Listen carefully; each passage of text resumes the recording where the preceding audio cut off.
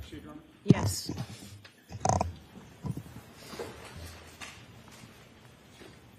Sir, when you went with Michael Proctor to interview Colin Albert, you knew that the case originated on January 29th of 2022? I was aware of that. And the date that you conducted that interview was July 18th of 2023? That's correct. Did you ever ask Michael Proctor why he waited a year and a half to interview Colin Albert? I did not. Once that interview was concluded, one of the two of you had to write a report to document what Colin Albert had told you, correct?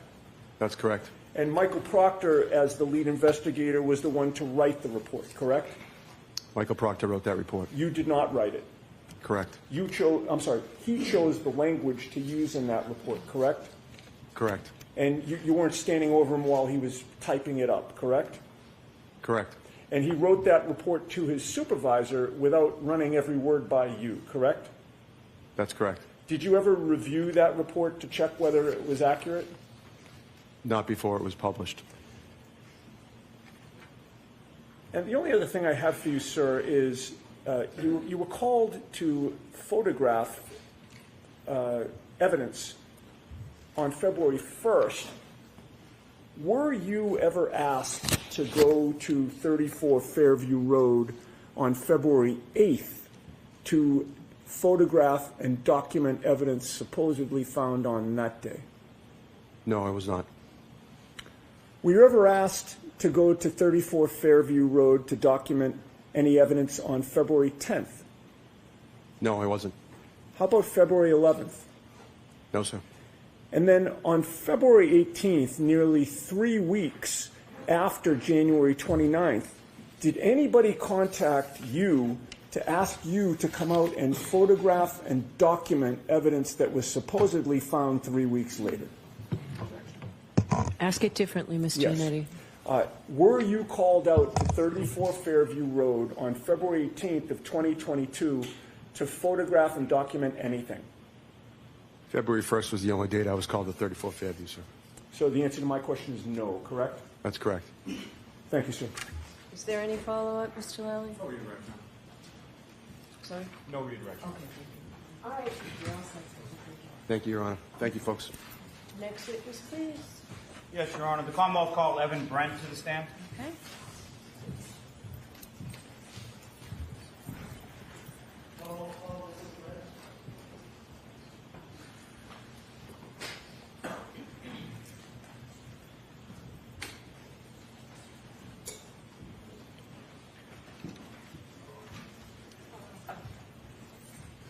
Excuse me.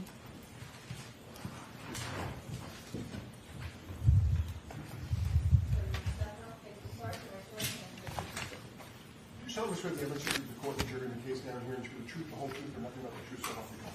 Yes. Good morning. Good morning. All right. Go right ahead, Mr. Lally. Thank you, Your Honor. Good morning, sir. Good morning. Could you please state your name and spell your last name for the jury? My name is Evan Brent, B-R-E-N-T. And what do you do for work, sir? I work for the Massachusetts State Police And how long have you been a trooper with the Massachusetts State Police? for just under 8 years. And in what capacity do you currently work with the State Police? Currently, I am a sergeant and I'm assigned to the Leominster Barracks. Now, going back to when you initially joined the State Police, did you undergo any training? Yes, I did. And could you please describe for the jury, generally speaking, what that training consisted of? I went to the State Police Academy in New Braintree. I attended the 83rd Recruit Training Troop from August 2017 until January of 2018. And I learned about different topics that you would expect to learn about at an academy, such as criminal law and procedure and motor vehicle law, to name a few. Now, when you joined the State Police, where were you initially assigned? I was initially assigned to the Holden Barracks And how long were you at that barracks? for about 3 or 4 months. And where did you go from there? I went to the Charlton Barracks And how long were you in Charlton? for a little over a year. And then following Charlton, where did you go from there? I went to a unit called Crime Scene Services. Now, what specialized training did you receive in relation to that work with the Crime Scene Services Section unit? New members assigned to crime scene undergo a progressive training program that consists of completing a series of modules, each of which has assigned readings and a written test for each one. It moves on to assisting in the lab and then eventually assisting in the field. There's additional assigned readings, classroom instruction, and it concludes with a series of competency tests that must be passed before you are assigned your own casework. Now, when you're working for the Crime Scene Services Section, how are assignments, or how are you assigned to a particular case or investigation? As cases come in, if you're on call, you would own that case if it's your call day, if something comes into the lab or something you need to respond to. And how long do those on-call periods typically last for? Typically, when I was there in Maynard, it was 24 hours. So you would own a day starting at 7 in the morning, and it would go all the way until 7 the next morning. Now, how big of an area does that particular unit, the Crime Scene Services Section, how big of an area does it cover? The Maynard lab covers somewhere between, I think, 50 and 55 different municipalities. Now, sir, were you working with the State Police Crime Scene Services Section on February 3rd of 2022? Yes, I was. And where were you requested to go on that date? I was requested to respond to an address in Canton. And do you recall what that address was? It was 34 Fairview. And approximately what time did you arrive at that location on Fairview Road? It was about 9:45 in the morning. And who did you meet upon your arrival there? I met with several members of the State Police Detective Unit for Norfolk County. And do you recall specifically who those members of the State Police Detective Unit were? Yes, there was Lieutenant Tully, Sergeant Buchanan, Trooper Proctor, Trooper DeChico, and Trooper Moore. And when you arrived there, what were you asked to document on that occasion? There was a search effort digging through some snowbanks that they were looking for some items. They wanted me to document it with photography. Now, during that search effort, were items located and recovered? Yes. Now, can you describe for the jury the process of item recovery that you observed there on that day? So once an item was excavated, I would be alerted. I would come over. I would document the item in its place, and then one of the detectives would use a gloved hand, and that item would be bagged and documented on the bag.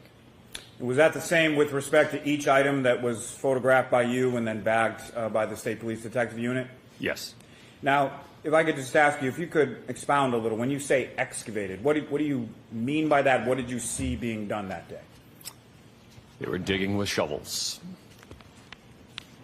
And as far as the items that were recovered, do you recall where they were in relation to the snow pile and the ground itself? Some were on top of the snow, so there was some significant snow melt. I think that day it was raining out, and it was much warmer than it was the previous 3 days.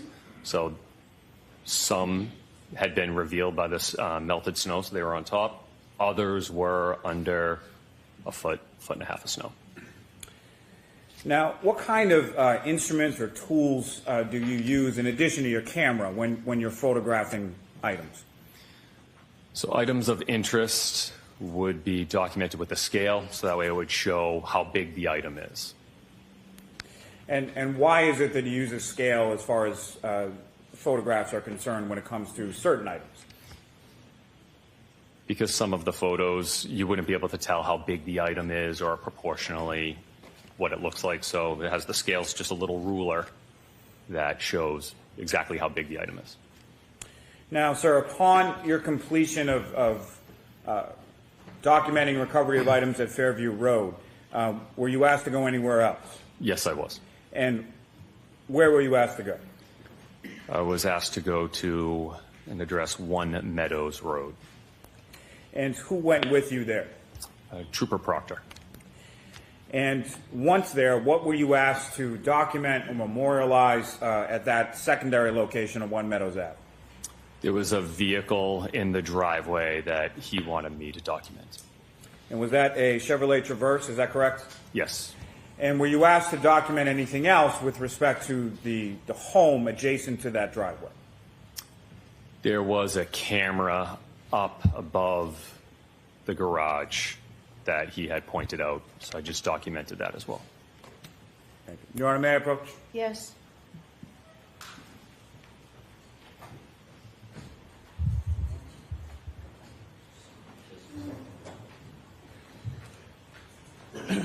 We were showing you a disc.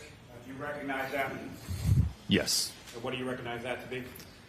It's a disc of crime scene photos. And the photos on that disc, are those the photos that you took at each of those respective locations on February 3rd, both 34 Fairview and 1 Meadows Ave? Yes. And what's contained on that disc in those photos, is that a fair and accurate portrayal of what you observed at each of those respective locations that day? Yes, it is. Your Honor, Colin will seek to introduce in the minutes the next exhibit. And same caveat, as long as that's all that's on that disc, we have no objection. Okay. Coming in. Exhibit 135.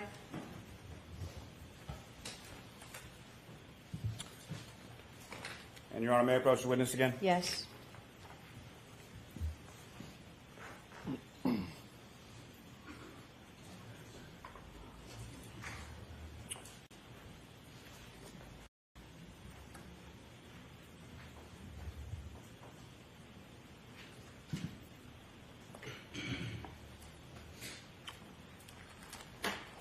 Sir, I'm handing you a series of 7 photographs. Do you recognize generally what's depicted in those 7 photographs?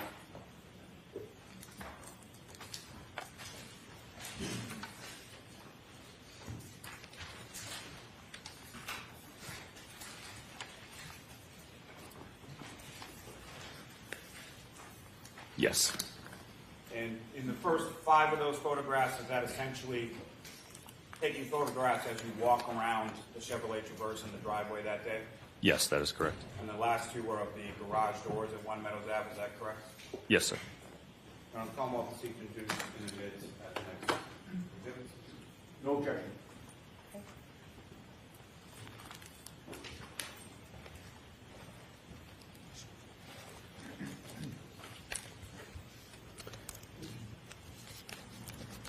Exhibit 136. And Your Honor, with the court's permission, may I publish those photographs in relatively short fashion with the jury? Sure. Ms. Gilman, if I could have photograph 7749.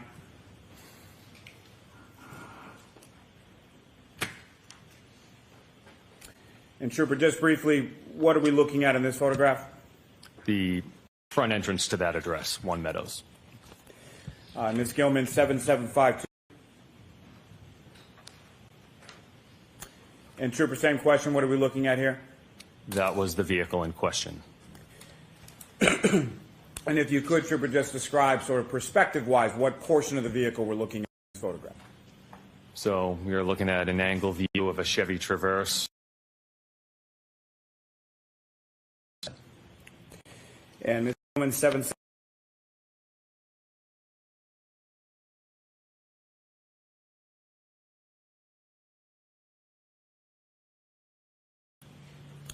And again, Trooper, what portion of the vehicle in this photograph? There's going to be an angle view of the rear of the vehicle and the passenger side. And Ms. Gilman, 7769. And again, Trooper, what portion of the vehicle in this photograph? This is the front of the vehicle. And Ms. Gilman, 7771. Again, Trooper, what are we looking at in this photograph? An angle view of the front of the vehicle and the driver's side. And Ms. Gilman, if I could have 7777.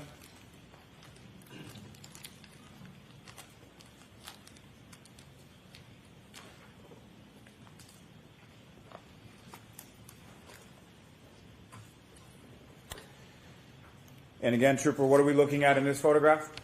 This is the driver's side rear quarter panel. And Ms. Gilman, 7791. Now, you also took photographs of the garage doors at 1 Meadows Ave, is that correct? Yes, sir. Okay, and how many garage doors did you observe there that day? 2 garage doors. And which of the 2 was this? This is going to be the right garage door. And Ms. Gilman, if I could have 7795. And which of the 2 garage doors is this, Trooper? This will be the left garage door. Thank you very much. Ms. Gilman, thank you very much. You can take those down.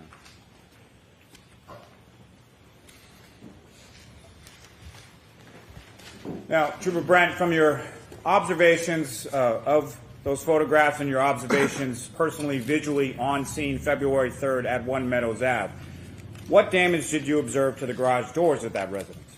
I did not observe any damage to them.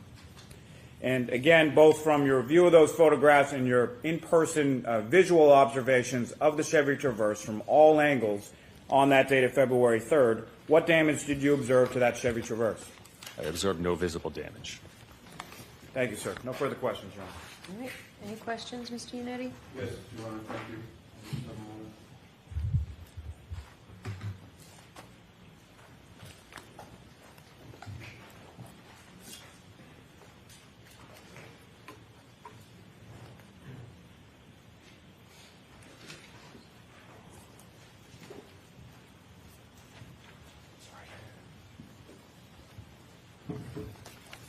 Good morning, Trooper.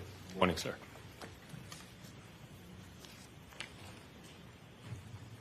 To be clear, the Chevy Traverse that you photographed at 1 Meadows, you did so on February 3rd of 2022, correct? Yes, sir. And you realized at the time that was 5 days prior to the incident in question, which was January 29th of 2022? 5 days after, not prior. Did I say prior? You did. Thank you for correcting me, because you're right. You were photographing it 5 days after January 29th, correct? Yes, sir. And it's fair to say, sir, that your earliest involvement in the case was February 3rd of 2022, correct? Yes, sir. So you don't know, and you didn't know at the time, who had access to that Traverse during those 5 days, correct? That is correct. Now, as of February 3rd of 2022, you, I believe, testified you were part of the Crime Scene Services section of the Massachusetts State Police, correct? Yes, sir. You met former Trooper Michael Proctor on February 3rd at 34 Fairview Road in Canton? Yes, I did. At the time, did you know you were at the home of a Boston police officer named Brian Albert? I did not. And February 3rd was the first and only time that you responded to 34 Fairview Road, correct? That is correct. With regard to anything that you saw on the lawn or on the snow that day, you have no personal knowledge as to how any of those items got there, correct? I do not. And 5 days after January 29th, you had no personal knowledge at the time of who had access to that front lawn during those 5 days, correct? That is correct. You had no information that a guard had ever been posted near that lawn? Not that I'm aware of. And when you got there was no crime scene tape, correct? No, there was not. There was no tent? No. Other than the police officers standing there on February 3rd, the lawn was open to anyone who wanted to look at it, just like any other lawn on the street, right? I'm unaware of that. I don't know. Now, in terms of your actions that day in documenting the scene with photographs, you did not write a report on what you saw and what you photographed, correct? I took notes of what I saw and what I photographed. Michael Proctor was the one to write the report in which he reported that you were the photographer on scene, correct? I don't know what Michael Proctor did for a report, so I can't testify to that. Okay, but you didn't write a report. I wrote a report of what I did, showing up at the scene and taking photos, and then submitting those photos to the Norfolk County Detectives Unit. You knew at the time that Michael Proctor was the lead investigator on the case, correct? Yes, I did.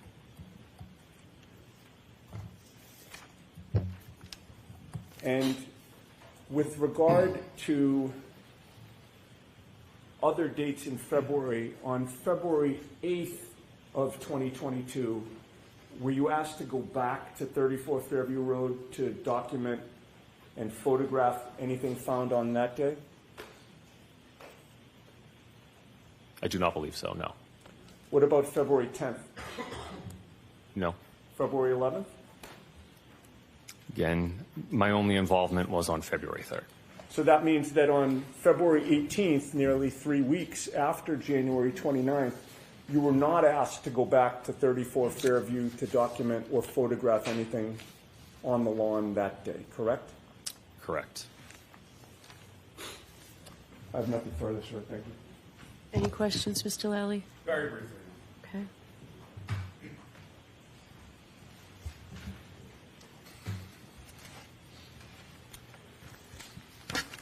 Just for clarity, Trooper Brent, you did write a report in relation to your response documentation on February 3rd, 2022, correct? That is correct. And you mentioned that you also took notes, is that correct? That is correct. And what did those notes entail? It detailed several items that were collected, my response times, and who else was there on scene. Now, when you were there on scene, as far as 34 Fairview on February 3rd, what did you observe as far as these? You mentioned that the weather had gotten warmer, some snow had melted. What did you observe specifically as far as the snow accumulation on that front lawn area in the area of the flagpole of 34 Fairview? Objection beyond the scope. Sustained. Sustained.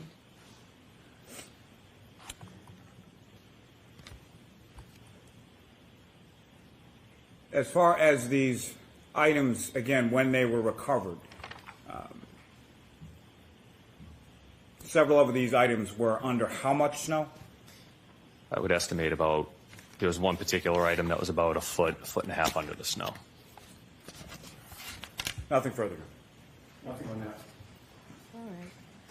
All right, Trooper, you are all set, sir. Thank you. Who is the Commonwealth's next witness? Your Honor, the Commonwealth will call Brian Gallerani to the stand. Okay.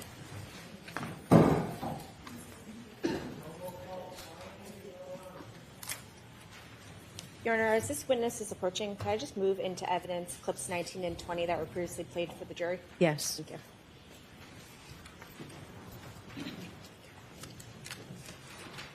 Exhibit 137.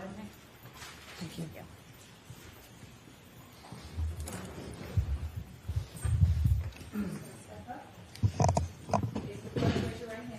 You solemnly swear the evidence you give before the jury in the case now and here to the truth, the whole truth, and nothing but the truth, so help you God. I do. Thank you.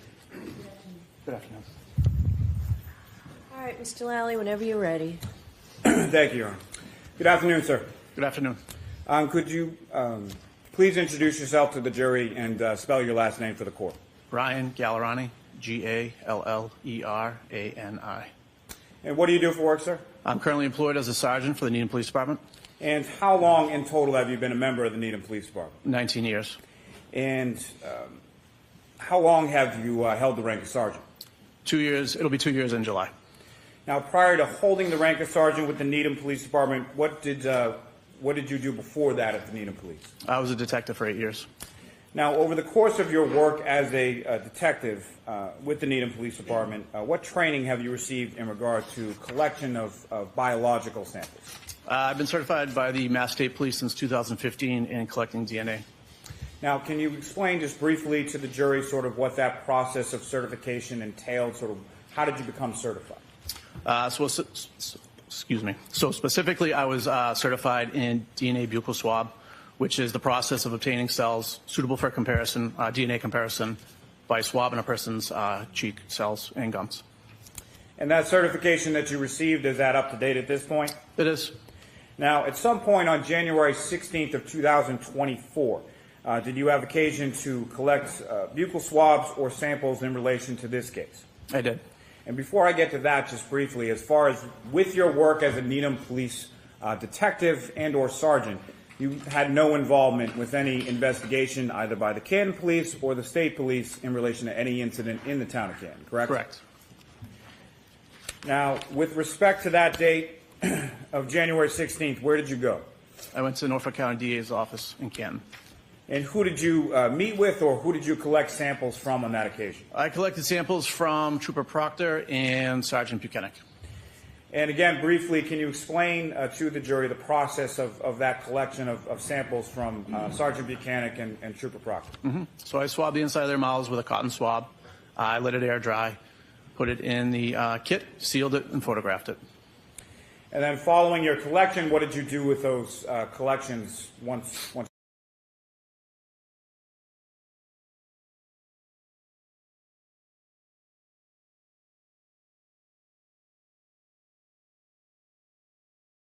Earlier. I did.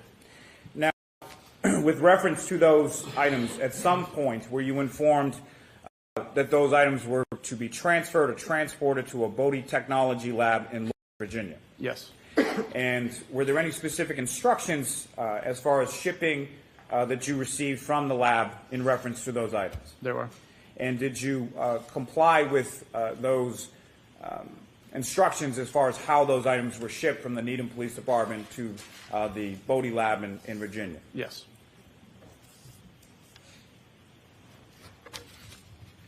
I have nothing further. Thank you. Any questions from the defense? Very briefly, Judge. Good morning, sir. Good morning.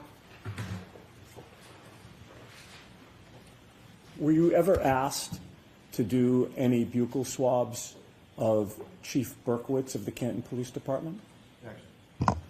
I'll allow that. No. Were you ever asked to do any buccal swabs of Detective Kevin Albert of the Canton Police Department? No. Were you ever asked to do any buccal swabs of Lieutenant Brian Tully of the Massachusetts State Police? No. Thank you. I have nothing further. Anything, Mr. Lally? No, Your Honor. All right. Thank you very much, Sergeant. You're all set. Thank you. Next witness for the Commonwealth? Commonwealth calls Maureen Hartnett.